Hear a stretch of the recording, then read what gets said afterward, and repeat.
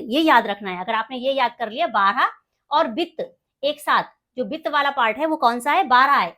तो 12 कैसे लिखते हैं, सेम साउंड है ना, तो 12 और वित्त एक साथ याद रखना। और वित्त के जस्ट बाद व्यापार है, ये याद रखिएगा।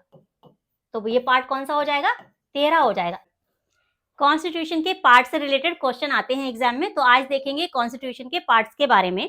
तो जब कॉन्स्टिट्यूशन को अडॉप्ट किया गया था तो उस टाइम 22 पार्ट थे, लेकिन बाद में और ऐड किए गए 4।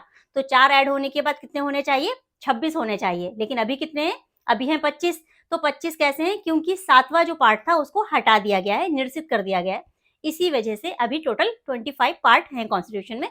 तो चलिए देखते हैं कॉन्स्टिट्यूशन को बनने में टाइम कितना लगा था। तो इसको बनने में 2 साल 11 महीने 18 दिन का टाइम लगा था। तो आज देखेंगे पार्ट्स के बारे में, टोटल पार्ट्स कितने हैं। अभी जब कॉन्स्टिट्यूशन अडॉप्ट किया गया था तो 22 थे, और अभी कितने हैं, अभी 25 हैं, लेकिन ऐड कितने किए गए, 4 ऐड किए गए। लेकिन 7वें जो पार्ट है इसको हटा दिया गया, इसको निरसित कर दिया गया, इसी वजह से अभी कितने पार्ट है, अभी 25 पार्ट है। तो पहला पार्ट, जो पहला पार्ट है कॉन्स्टिट्यूशन का, संघ और उसके राज्य क्षेत्र के बारे में है। जो पहला पार्ट है वो किसके बारे में है, संघ और उसके राज्य क्षेत्र के बारे में, कि संघ पूरे जो यूनियन है, जो केंद्र है, उसके बारे में है, और उसका राज्य क्षेत्र, राज्य और केंद्र शासित प्रदेश दोनों मिलकर जो उसका एरिया बन रहा है उसके बारे में। और यहाँ पर आर्टिकल कितने दिए गए हैं, तो यहाँ पर आर्टिकल 1 से लेकर 4 तक दिए गए हैं। दूसरा किसके बारे में है, दूसरा नागरिकता के बारे में। कौन सा पार्ट है, सेकेंड पार्ट है। कितने आर्टिकल है, 5 से 11 आर्टिकल यहाँ पर दिए गए हैं। तीसरा पार्ट क्या है, मौलिक अधिकारों के बारे में। यहाँ पर मौलिक अधिकार, यहाँ पर आर्टिकल कितने हैं, 12 से 35 आर्टिकल है। वो किसका है, नीति निर्देशक तत्वों का, डीपीएसपी के बारे में है। और यहाँ पर जो आर्टिकल दिए गए हैं वो 36 से स्टार्ट होकर 51 तक, 36 से 51 आर्टिकल यहाँ पर दिए गए। इसके बाद आता है पार्ट 4A। यहाँ पर ध्यान रखना है कि ये पार्ट ऐड किया गया था जब मूलतः संविधान अडॉप्ट किया गया था, मूल संविधान में ये पार्ट नहीं था। तो इससे रिलेटेड बहुत से क्वेश्चन पूछे गए हैं कि ये कब ऐड किया गया। तो कब ऐड किया गया है, कौन से ईयर में, 1976 में। कौन सा संविधान संशोधन हुआ था, तो संविधान संशोधन हुआ था 42वां। कौन सा हुआ था, 42वां संविधान संशोधन हुआ था। और यहाँ पर आर्टिकल एक ही है, कितना है, कौन सा है, 51A है। लेकिन यहाँ पर ये ध्यान रखनी है, जब यहाँ पर मौलिक कर्तव्य ऐड किए गए थे तो कितने, 10 ऐड किए गए थे, और 11वां मौलिक कर्तव्य बाद में ऐड किया गया। 11वां ऐड किया गया है 86वें संविधान संशोधन के द्वारा 2002 में, जो बच्चों की एजुकेशन की बात करता है। तो अभी कितने हैं, अभी 11 कर्तव्य हैं, जो एक ही आर्टिकल से डिफाइन किए गए हैं, ए से लेकर के तक। कौन सा आर्टिकल है, 51A के अंदर ये डिफाइन किए गए हैं, ए से लेकर के तक। पांचवा ये है केंद्र के बारे में। किसके बारे में, केंद्र के बारे में। संघ, संघ का मतलब क्या होता है, सेंटर। तो ये क्या हो गया, केंद्र हो गया। यहाँ पर केंद्र भी लिखा हुआ मिल सकता है। तो ये केंद्र के बारे में, मतलब यूनियन जितनी भी गवर्नमेंट है उनसे रिलेटेड जितने भी ऑफिशियल्स होंगे उनके बारे में कहां पर दिया गया है इन्फॉर्मेशन, तो पार्ट 5 में दिया गया है। 5 ध्यान रखिएगा, किसकी बात हो रही है, यूनियन की बात हो रही है, केंद्र की बात हो रही है। इसके नीचे आ जाइए 6, इसके यहाँ पर किसकी बात हो रही है, यहाँ पर राज्य की बात हो रही है। इसके बाद आ जाइए 7, हटा दिया गया है, ये ध्यान रखिएगा। और 8वें में क्या बताया गया, जो यूनियन टेरिटरी होते हैं, केंद्र शासित प्रदेश, इनके बारे में बताया गया है, किसमें, पार्ट 8 में। तो 7 को हटा दिया गया, यहाँ पर एक साथ तीनों याद रखिएगा। कौन सा, संघ, केंद्र के बारे में। अब यहाँ पर आर्टिकल कौन कौन से दिए गए, तो 52 से लेकर 151 तक यहाँ पर संघ के बारे में संघ में कौन से आर्टिकल दिए गए हैं, 52 से लेकर 151 तक के आर्टिकल दिए गए हैं। इसके बाद छठा क्या है, राज्य, राज्य में किसके कौन से आर्टिकल दिए गए हैं, तो 152 से 237, ये कहाँ दिए गए, राज्य में दिए गए। केंद्र शासित प्रदेश, जिन्हें यूनियन टेरिटरीज भी कहते हैं, कौन सा पार्ट है, 8। क्यों, क्योंकि 7वें पार्ट को हटा दिया गया है। अब केंद्र शासित प्रदेश, यहाँ पर कौन कौन से आर्टिकल है, 239 से 242, ये आर्टिकल यहाँ पर दिए गए। इसके बाद आता है पंचायतें। अब पंचायत क्या है, पार्ट 9 है। अब यहाँ पर रोमन जो डिजिट होती है ना, उसको याद करने में भी दिक्कत होती है, तो इतना ध्यान रखिए, ये होता है 10, अगर इसमें माइनस कर दिया तो ये हो गया 9, तो ध्यान रखिए ये होता है 5, तो अगर इसको 5 में अगर इधर ऐड कर दिया तो ये हो गया 6, 7, 8, इस तरीके से ऐड करते रहते हैं। लेकिन अगर इसमें माइनस कर दिया तो ये क्या हो जाएगा, 4, इसी तरीके से, इस तरीके से यहाँ पर याद रखिएगा, क्योंकि रोमन में पूछा जाता है। तो अभी क्या है, पंचायत के बारे में। तो पंचायत के बारे में कहां पर दिया गया है, 9 में दिया गया है। लेकिन पंचायत में यहाँ पर एक बात और याद रखनी है कि पंचायत से रिलेटेड एक अनुसूची भी है। अब वो अनुसूची कौन सी है, तो अनुसूची कौन सी है, 11वीं अनुसूची है। तो पंचायत के बारे में जो आर्टिकल है वो 243 से स्टार्ट होकर 243 ओ तक दिए गए हैं। ग्राम सभा वगैरह के बारे में भी यहीं पर बताया गया है। अब अगला क्या आता है 9A। अब 9A जब आ गया तो ये ध्यान रखना है इसको कब ऐड किया गया, तो इसको कब ऐड किया गया, अब 12वीं अनुसूची कब ऐड की गई थी 12वीं अनुसूची 1992। कौन सा अमेंडमेंट हुआ था, 74th अमेंडमेंट हुआ था। 74वें अमेंडमेंट के द्वारा 74वां संविधान संशोधन हुआ था, वहां पर 12वीं अनुसूची भी जोड़ी गई थी जिसमें नगरपालिका के बारे में, नगरपालिका ये जो पार्ट ऐड किया गया 9A, ये कब ऐड किया गया, तो ये 74th अमेंडमेंट के द्वारा 74वें संविधान संशोधन के द्वारा 1992 में ये जोड़ा गया। लेकिन यहाँ पर ये भी ध्यान रखना है कि ये जो संविधान संशोधन था ये लागू हुआ है 1993 से, तो यहाँ पर कंफ्यूज नहीं होना, लागू हुआ है 1993 से, लेकिन जो संविधान संशोधन हुआ था वो 1992 ही कहलाता है। इसके बाद आता है बी, ये क्या है, यह है सहकारी समितियां। सहकारी समितियों से क्या समझते हो, जैसे संघ बनाने का अधिकार अनुच्छेद आर्टिकल 19 में है ना, सभा बना सकते हो, संघ बना सकते हो, तो ये आर्टिकल उसी से ये रिलेटेड है सहकारी समितियां। इसके अलावा सहकारी समितियां और कहाँ देखने को मिलती हैं, तो वो मिलती हैं 43B में। आर्टिकल कौन सा है 43B, तो कहां पर पहुंच जाएंगे, नीति निर्देशक तत्वों में। तो डीपीएसपी जो है नीति निर्देशक तत्वों में, वहां पर आर्टिकल 43B और आर्टिकल जो 19 से रिलेटेड सहकारी समितियों को बनाने, जो सहकारी समितियां उनको बनाने का अधिकार है, तो ये कब ऐड की गई, तो ये कब ऐड की गई 97 अमेंडमेंट के द्वारा 2011 में ये ऐड किया गया। ठीक है, कौन सा अमेंडमेंट हुआ था 97 अमेंडमेंट हुआ था और 2011 में ये ऐड की गई सहकारी समितियां। किससे रिलेटेड है, अभी आपको बताया आर्टिकल 43B याद रखना है डीपीएसपी का, वो भी ऐड किया गया था। और ये जो आर्टिकल 19 में संघ बनाने की जो स्वतंत्रता है समितियां बनाने की, वो भी इसी से रिलेटेड है। तो आर्टिकल यहाँ पर कौन कौन से दिए गए, क्योंकि एडेड पार्ट है तो पार्ट इसमें अल्फाबेट में हो जाएंगे। 243 ZH से स्टार्ट होकर 243 ZT तक दिए गए हैं सहकारी समितियों में।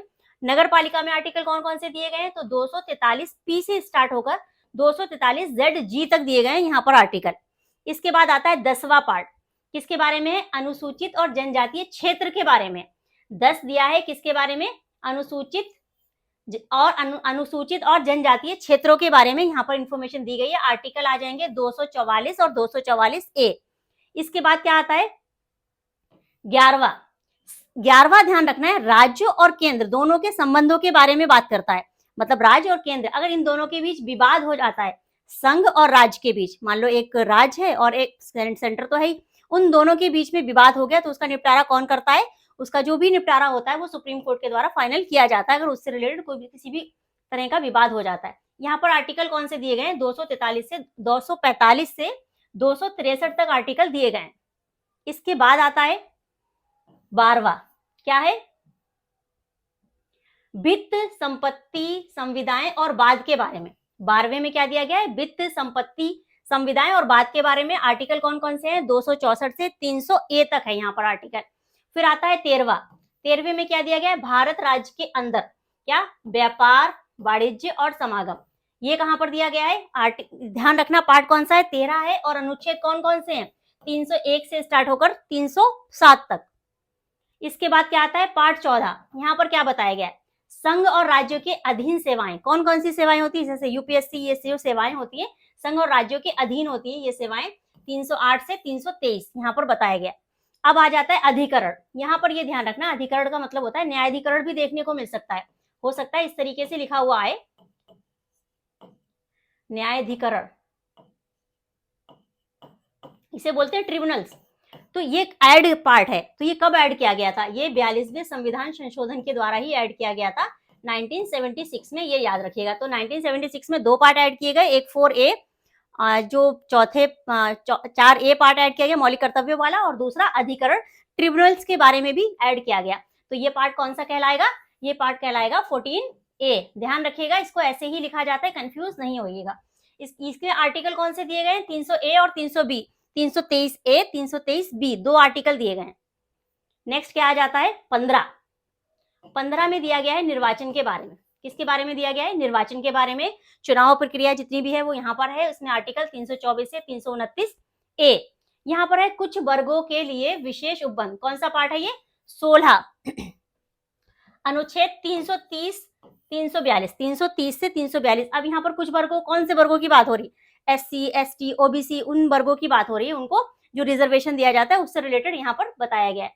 अब आ जाता है राजभाषा। तो यहाँ पर क्वेश्चन एक ऐसा भी पूछा जाता है, पार्ट 17, ये ध्यान रखिएगा। यहाँ पर क्वेश्चन इस तरीके से भी पूछने आपको देखने को मिलेगा कि जो राजभाषा है इससे रिलेटेड अनुसूची कौन सी है। तो भाषाओं के बारे में कहाँ पर दिया गया है, 8वीं अनुसूची में। तो ध्यान रखिएगा, एक दूसरे से रिलेट करके पढ़िएगा, आसानी से याद रहेगा। तो ये पार्ट कौन सा है, 17, किसके बारे में, राजभाषा के बारे में। और कौन सी सूची आ जाएगी, शेड्यूल कौन सी है, 8th शेड्यूल है, 8वीं अनुसूची है। आर्टिकल 343 से 351 यहाँ पर दिए गए। अब क्या आ जाता है, अब पार्ट 18 आ जाता है, आपात उपबंध, इमरजेंसी जो प्रोविजन है वो यहाँ पर दिए गए, 352 से 360 आर्टिकल यहाँ पर दिया गया है। अब यहाँ पर मिसलेनियस दिया गया है, ठीक है, प्रकीर्ड जिसे बोलते हैं। पार्ट कौन सा आ गया, 19 आ गया है पार्ट। और अनुच्छेद कौन से, 361 से 367 तक अनुच्छेद दिए गए। इसके बाद आता है 20वां संविधान संशोधन। कहाँ से लिया गया है संविधान संशोधन के बारे में, कहाँ से इंफॉर्मेशन ली गई है, तो साउथ अफ्रीका के, मतलब दक्षिण अफ्रीका के संविधान से संविधान संशोधन की प्रक्रिया को लिया गया है। ऐसे क्वेश्चन भी बन सकते हैं। तो इसमें एक ही आर्टिकल है, आर्टिकल 368, 368। नेक्स्ट है पार्ट 21। पार्ट 21 में अस्थायी, संक्रमणकालीन और विशेष उपबंध। कुछ राज्यों को विशेष उपबंध दिए गए थे, उनको कुछ स्पेशल उपबंध मिले हुए थे। और अस्थायी का मतलब कुछ उनको कुछ समय के लिए कुछ स्पेशल उपबंध जो मिले थे वो अस्थायी थे, ऐसा नहीं था कि हमेशा के लिए मिल गए। जैसे जम्मू कश्मीर को ही देख लीजिए, तो जम्मू कश्मीर का जो आर्टिकल है वो कौन सा था, 370 था। तो 369 से 392 तक जो भी आर्टिकल दिए गए हैं वो ये दिए गए हैं कि राज्यों को जो स्पेशल उपबंध मिले हुए हैं या फिर वो हमेशा के लिए नहीं है, वो अस्थायी है। उनसे रिलेटेड जितने भी इंफॉर्मेशन मिलेगी वो कौन से, पार्ट 21 में मिलेगी। अब आता है लास्ट पार्ट, यह है पार्ट 22। यहाँ पर नाम के बारे में बताया गया है, प्रारंभ कब हुआ इसके बारे में बताया गया, हिंदी में प्राधिकृत पाठ के बारे में बताया गया है, और निरसन के बारे में भी यहाँ पर बताया गया है। तो ये आर्टिकल कौन कौन से हो जाएंगे, 393 से 395 तक आर्टिकल हो जाएंगे। संविधान में कितने थे, 22 थे, और अभी कितने हैं, अभी 25 हैं। चलिए इनसे रिलेटेड कुछ एमसीक्यूज देख लेते हैं, क्योंकि आने वाले टाइम में क्वेश्चन किस तरीके से बनेंगे वो देखना भी जरूरी है। निम्न में से कौन सा भाग 1976 के 42वें संवैधानिक संशोधन द्वारा जोड़ा गया, कर पा रहे हो सॉल्व इसको, कौन सा हो जाएगा, कौन सा पार्ट है जो 42वें संविधान संशोधन के द्वारा जोड़ा गया। तो पार्ट यहाँ पर कौन सा आ जाएगा, 4, राइट, 4A, राइट आंसर क्या हो जाएगा, बी। फिर आता क्या है 5, भाग 5 के बारे में, अंतर्गत कौन सा अनुच्छेद भारत के महान्यायवादी से संबंधित है। मैंने क्या बताया कि जितने भी केंद्र से रिलेटेड ऑफिशियल्स होंगे उनके बारे में कहा, पार्ट 5 में दिया गया है। अगर आर्टिकल नहीं भी पता है तो भी पार्ट 5, क्योंकि जो CAG भारत के जो महान्यायवादी है वो किससे रिलेटेड है, वो केंद्र से रिलेटेड है, केंद्र के ऑफिशियल्स हैं। तो यहाँ पर क्या हो जाएगा, आर्टिकल 76। नेक्स्ट क्या है, संविधान के किस भाग में पंचायती राज को, अब पंचायत की बात आ गई। पूरा क्वेश्चन अगर नहीं भी पढ़ो, पूरा क्वेश्चन पढ़ना तो जरूरी है, लेकिन पहले ये देखो किसकी बात हो रही है, कि किस भाग में पंचायती राज को स्वशासन की संस्थाओं के रूप में परिभाषित किया गया है। तो पार्ट ही पूछा जा रहा है और पंचायत से रिलेटेड है, तो कौन सा हो जाएगा, पंचायत से रिलेटेड। ध्यान रखना, कंफ्यूज नहीं होना। पार्ट 9A जब आएगा वो नगर पालिका से रिलेटेड है। संविधान के किस भाग में, नेक्स्ट क्वेश्चन क्या है, कि किस भाग में प्रावधानों को आपात के दौरान निलंबित किया जा सकता है। तो यहाँ पर ध्यान रखना कि जो मौलिक अधिकार हैं, अगर किसी भी तरीके की इमरजेंसी लग जाती है तो इमरजेंसी में मौलिक अधिकारों को निलंबित किया जा सकता है। तो मौलिक अधिकार कहाँ पर दिए गए हैं, पार्ट 3 में दिए गए। तो इनको निलंबित कौन से पार्ट के द्वारा किया जा सकता है, ये क्वेश्चन भी पूछा जा सकता है। तो आपात उपबंध कहाँ दिए गए हैं, पार्ट 18 में, ये ध्यान रखिएगा। नेक्स्ट क्या आता है, नेक्स्ट क्या है पार्ट, अब आप बताइए कौन सा पार्ट है, 10 है, उसके बाद 3 क्या हो गया, पार्ट 13 हो गया ये। तो इस तरीके से आप रिलेट कर सकते हो, कंफ्यूजन नहीं होगा, पता तो रहता है, कंफ्यूज हो जाते हैं, तो कंफ्यूजन दूर करने के लिए इस ट्रिक से देख सकते हो। तो क्या है, भाग 13 का संबंध है। तो सबसे पहले तो भाग 13 का संबंध है किससे, इसको निकालने के लिए क्या याद रखना है, संघ और राज्यों का संबंध किससे बताया, 11 से बताया। और वित्तीय आपात उपबंध ये कहां पर दिए गए, ये 18 में दिया गया है। और संघ लोक सेवा आयोग के बारे में कहां पर बताया गया है, ये बताया गया पार्ट 14 में। बचा कौन सा, व्यापार वाणिज्य समागम की बात बची है, तो ये पार्ट कौन सा हो जाएगा, ये हो जाएगा 13। तो 13 में किसके बारे में बताया गया, व्यापार वाणिज्य और समागम की स्वतंत्रता के बारे में बताया गया। नेक्स्ट क्या है, संविधान का भाग कौन सा होगा, ये भाग 10 और 4 14A किससे संबंधित है, तो किससे संबंधित है ये 14A एडेड पार्ट है। तो प्रशासनिक अधिकरण, क्या ट्रिब्यूनल्स के बारे में है, तो प्रशासनिक अधिकरण के बारे में है वो। सहकारी समितियां को पार्ट 9B में जोड़ने वाला संशोधन था। किस संविधान संशोधन के द्वारा सहकारी समितियां जोड़ी गई? तो कौन सा संविधान संशोधन हुआ था? 2011 में 97 अमेंडमेंट हुआ था 2011 में। नेक्स्ट क्या है? संविधान का कौन सा भाग केंद्र राज्य के बीच शक्तियों का विभाजन? तो कौन सा है? पार्ट 11 कहां पर हो जाएगा? ठीक है, कौन सा? बी। नेक्स्ट क्या है? संविधान का भाग अब कौन सा? ये 10, 5 और 2 कितना हो गया? 17 किस शेड्यूल से प्रत्यक्ष रूप से संबंधित है? ये आपको बताया कि राजभाषा के बारे में है। तो अब जो राजभाषा है वो किससे रिलेटेड है? वो 8वीं अनुसूची से रिलेटेड है। तो 8वीं अनुसूची कहां पर? यहाँ पर राइट आंसर क्या हो जाएगा? 8वीं अनुसूची। क्यों? क्योंकि राजभाषा और उसका भाषा से संबंधित है डायरेक्ट। तो यहाँ पर किस अनुसूची, क्या पूछा जा रहा है? किस सूची, किस शेड्यूल से प्रत्यक्ष रूप से संबंधित? सूची का मतलब अनुसूची, यहाँ पर शेड्यूल है, तो 8वीं अनुसूची हो जाएगा। नेक्स्ट क्या है? निम्नलिखित में से कौन सा भाग संवैधानिक निकायों की सामूहिक रूप से समाहित करता है? क्या यूपीएससी, पीसीएस आदि? किसकी बात हो रही है? राज्य के अधीन सेवाओं की बात हो रही है। अभी पार्ट कौन सा बताया? 14। तो अब देखो पार्ट 14 कहां पर दिया गया है? बी में। तो राइट आंसर क्या हो जाएगा? ये हो जाएगा बी। संविधान का कौन सा भाग संघ और राज्य दोनों के लिए सेवाओं, सेम क्वेश्चन है, क्या हो जाएगा? 14। संघ और राज्यों के अधीन सेवाएं हो, पीसीएस, यूपीएससी लिखा हो तो वही हो जाएंगी। अब क्या है? संविधान का कौन सा भाग अल्पसंख्यक, एससी, एसटी, ओबीसी से संबंधित विशेष प्रावधान करता है? तो कौन सा देता है विशेष प्रावधान? सबसे पहले क्या है? पार्ट 16, ठीक है, फिर 17, 18, 19 एक साथ दिए गए। तो यहाँ पर अभी बताया 17 राजभाषा से रिलेटेड है, ठीक है, ये किससे रिलेटेड है? ये राजभाषा से रिलेटेड है। तो यहाँ पर ये जो एससी एसटी की बात हुई थी वो कहाँ पर? विशेष वर्गों के जो उपबंध दिए गए हैं उससे रिलेटेड है। तो ये कौन सा हो जाएगा? पार्ट हो जाएगा 16। 17 में राजभाषा, 18 में आपात उपबंध दिए गए हैं और 19 में प्रकीर्ण के बारे में बताया गया है, मिसलेनियस के बारे में बताया गया, ये ध्यान रखिएगा। तो यहाँ पर राइट आंसर क्या हो जाएगा? यहाँ पर ए हो जाएगा राइट आंसर। तो नेक्स्ट क्या है? 20 में क्या दिया गया? संविधान संशोधन की बात की गई है। तो जो संविधान संशोधन है वो कहाँ से लिया गया है? भारत के जो 20 भाग है वो संविधान संशोधन की प्रक्रिया है जो प्रेरित है कहां से? दक्षिण अफ्रीका से है। पार्ट 11 के अंतर्गत यदि केंद्र राज्य के बीच कोई विवाद हो जाता है, कि विधायी शक्ति को लेकर विवाद हो, तो अंतिम व्याख्या का अधिकार किसे प्राप्त है? किसे प्राप्त है? सुप्रीम कोर्ट को प्राप्त है। फिर अगला क्या आ गया? पार्ट कौन सा होगा? 10 और 4 14 और ए। तो पार्ट 14A ध्यान रखिएगा, संविधान के किस उद्देश्य से जोड़ा गया? तो किस उद्देश्य से जोड़ा गया? ये अधिकरण के बारे में, तो प्रशासनिक अधिकरण की स्थापना के लिए जोड़ा गया। निम्न में से कौन सा कथन सही है? नेक्स्ट क्वेश्चन क्या है? निम्न में से कौन सा कथन सही है? तो कौन सा कथन सही है? पहला है 9A 74वां संविधान संशोधन किसके द्वारा जोड़ा गया? मतलब जो 9A है वो किसके द्वारा जोड़ा गया? तो 74वें संविधान संशोधन के द्वारा जोड़ा गया, राइट। फिर क्या है? 9B 97वें संविधान संशोधन के द्वारा जोड़ा गया, ये भी करेक्ट है। फिर कौन सा आता है? 4A कर्तव्य वाला 42वें, तो यहाँ पर क्या आ जाएगा? 44वें की जगह 42वें आ जाएगा। तो कौन सा सही है पूछा जा रहा है। तो पहला सही है, दूसरा सही है, तीसरा सही नहीं है। तो ए और बी, ये वाला आंसर एक और 2 वाला आंसर सही हो जाएगा। नेक्स्ट क्वेश्चन है, भारतीय संविधान का कौन सा भाग अंतरराज्यीय व्यापार पर गैर भेदभाव और स्वतंत्रता सुनिश्चित करता है, लेकिन संसद को इस पर उचित प्रतिबंध लगाने का अधिकार भी देता है? तो पूछा क्या जा रहा है? भाग के बारे में ही पूछा जा रहा है। तो क्वेश्चन देख के ये नहीं सोचना कि ये टफ क्वेश्चन है। यहाँ पर अंतरराज्यीय व्यापार की बात हुई है, तो व्यापार से रिलेटेड कहां पर था?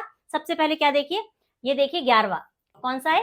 राज्य और केंद्र के संबंध के बारे में, राज्य और केंद्र के बीच संबंधों के बारे में। इसके बाद क्या आ रहा है? पार्ट 12 आ रहा है। 12 और वित्त, ये याद रखना है। अगर आपने ये याद कर लिया 12 और वित्त एक साथ, जो वित्त वाला पार्ट है वो कौन सा है? 12 है। तो 12 कैसे लिखते हैं? सेम साउंड है ना, तो 12 और वित्त एक साथ याद रखना। और वित्त के जस्ट बाद व्यापार है, ये याद रखिएगा। तो ये पार्ट कौन सा हो जाएगा? 13 हो जाएगा। 14 के बारे में क्या बताया गया? जो अधीन सेवाएं हैं वो 14 में है, ये भी इंपॉर्टेंट है। 15 में क्या बताया गया? निर्वाचन के बारे में बताया गया है। तो इस तरीके से याद रखना है सारे पार्ट्स को, जिससे कि आने वाले एग्जाम में अगर क्वेश्चन बनते हैं तो इजीली उनको आप सॉल्व कर पाओ। तो 12 और वित्त ये याद रखना है। इसकी जस्ट बाद अगर वित्त होगा तभी तो व्यापार करेंगे, तो 13वां क्या हो जाएगा? व्यापार हो जाएगा। 14वां राज्यों के अधीन सेवाएं और 15वां निर्वाचन के बारे में। तो यहाँ पर क्या दिया गया है? ये दिया गया है 12वां, फिर दिया गया है 13वां, तो राइट आंसर यहाँ पर क्या हो जाएगा, राइट आंसर हो जाएगा 13वां। और फिर लास्ट क्या दिया गया है 15वां, ये किसके बारे में, निर्वाचन के बारे में। तो यहाँ पर राइट आंसर निकालने के लिए पहले ही पता होना चाहिए कि पार्ट किससे रिलेटेड है। तो ये वाला पार्ट 13 किससे रिलेटेड है, व्यापार से रिलेटेड है, वित्त के बाद आएगा, ऐसे याद रखिए। नेक्स्ट क्वेश्चन देखते हैं। नेक्स्ट क्वेश्चन क्या है, पार्ट 16 के तहत SC/ST आरक्षण से जुड़ा प्रावधान मूल रूप से कितने वर्षों के लिए लागू था। सबसे पहले यहाँ पर आपको ये पता चल गया कि पार्ट 10, 5, 15 और 16, ये जो 16वां पार्ट है इसमें कितने सालों के लिए था, स्टार्टिंग में था 10 सालों के लिए, लेकिन हर 10 साल के बाद इसको इंक्रीज किया जाता रहा है।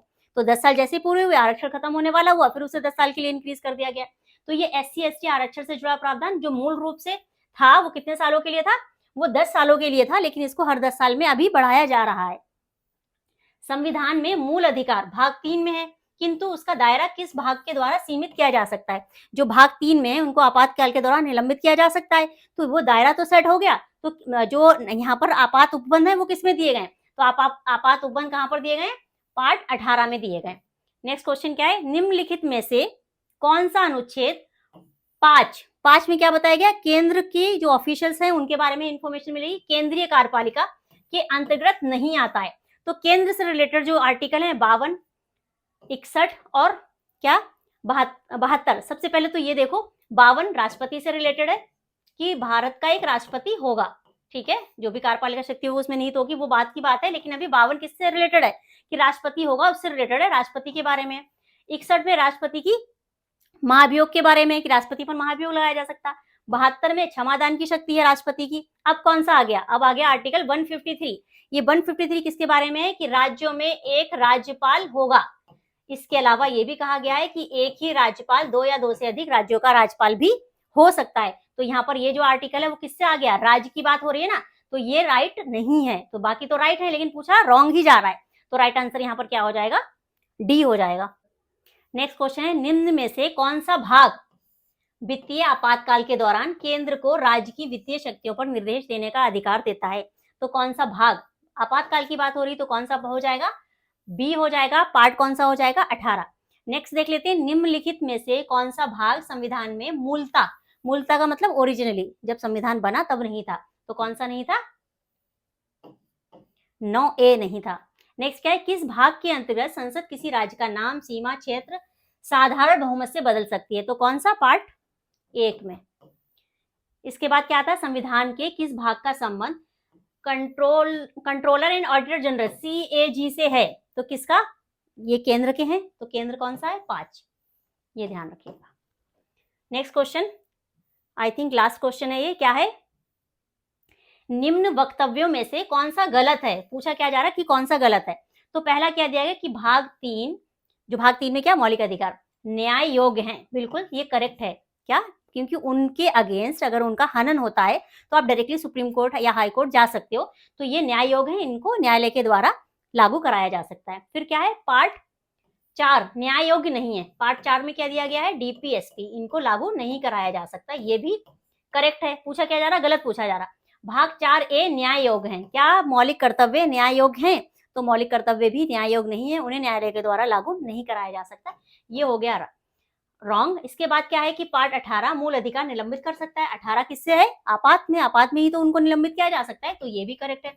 तो यहाँ पर राइट आंसर क्या हो जाएगा, क्योंकि गलत पूछा जा रहा है, तो गलत कौन सा है, C गलत है। आई होप आपको इससे